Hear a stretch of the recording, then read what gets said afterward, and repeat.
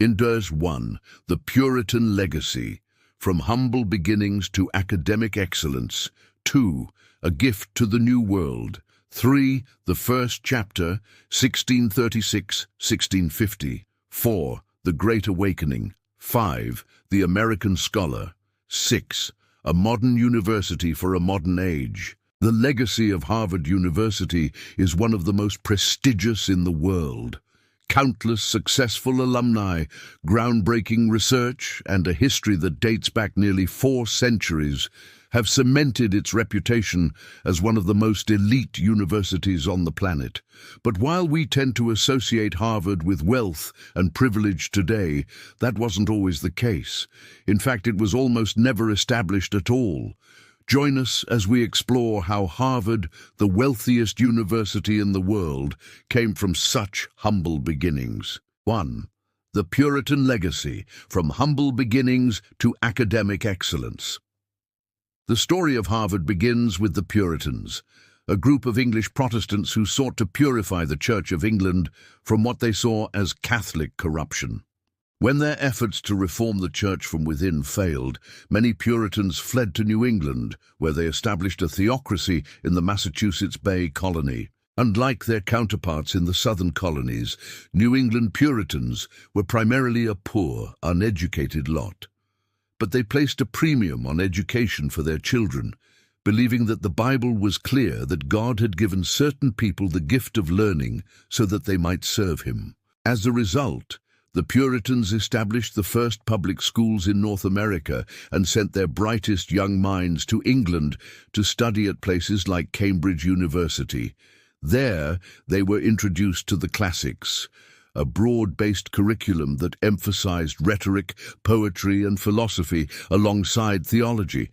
When they returned home, these scholars would teach their peers and the next generation of Puritans what they had learned, thus ensuring the survival of the classical tradition in New England. And it was this tradition that would ultimately give rise to Harvard. 2. A Gift to the New World. In 1630, a group of 23 ministers met at the home of one of their number, John Harvard, to discuss the state of education in the Massachusetts Bay Colony. They agreed that there was a critical need for a university that could train young men for the ministry and produce leaders capable of managing the affairs of a growing colony. As a result, they invited John Harvard, who had recently become wealthy thanks to his marriage into a prominent family, to help them establish such an institution. When he died in 1638, John Harvard bequeathed the bulk of his estate to the fledgling college, setting aside £400 for the purchase of books and £1,700 for a building in which to house them. This generous donation provided the initial impetus for the institution, which would eventually bear his name. 3.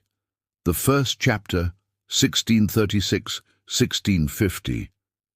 The first chapter in the history of Harvard covers the period from its founding in 1636 to 1650, during which time the institution struggled to find its footing. On September 8, 1636, the General Court of Massachusetts Bay granted a charter to the newly established College of Harvard and Cambridge, naming 8 fellows and 1 minister, John Dunster, as its first president. Classes began in 1638 with 4 students and 5 tutors. The curriculum consisted of languages, mathematics, classics, and theology. The first building, a brick structure known as Harvard Hall, was completed in 1642 and served as both a classroom and dormitory. By 1650, the college had graduated its first 4 seniors, but it was still far from becoming the powerhouse of higher learning that we know today. 4. The Great Awakening. The Great Awakening was a religious revival that swept through the American colonies in the 1730s and 40s. It emphasized personal experience and emotional involvement in religion, challenging the more rationalistic approach of the Puritans. This movement had a profound impact on Harvard, shaking it from its theological complacency and opening it up to new ideas and perspectives. The most notable feature of this era was the introduction of elective courses, allowing students to choose their own areas of study and pursue their own intellectual interests. 5. The American Scholar. In 1780, the college adopted the name Harvard University, reflecting its growing prestige and influence. The early years of the 19th century were marked by a series of internal reforms designed to address the perceived shortcomings of the institution. Perhaps the most significant of these was the introduction of the American Plan of Study, which placed greater emphasis on science and practical subjects while still maintaining a strong commitment to the classics. This shift in focus helped to prepare students for a rapidly changing world and ensured that Harvard remained relevant in the face of new challenges. 6. A modern university for a modern age. From the late 19th century onward, Harvard grew dramatically, both in terms of its physical plant and its academic offerings. The contributions of wealthy donors like John D. Rockefeller and Andrew Carnegie helped to finance the construction of new buildings and the hiring of top-notch faculty.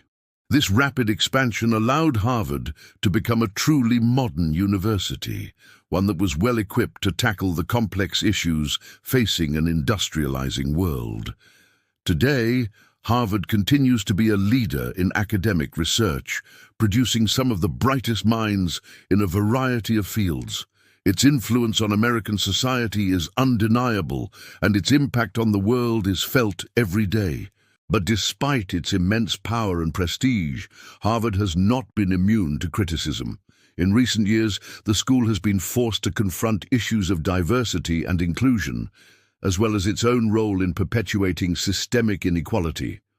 Nevertheless, Harvard remains one of the most respected universities in the world, and its influence shows no signs of waning anytime soon.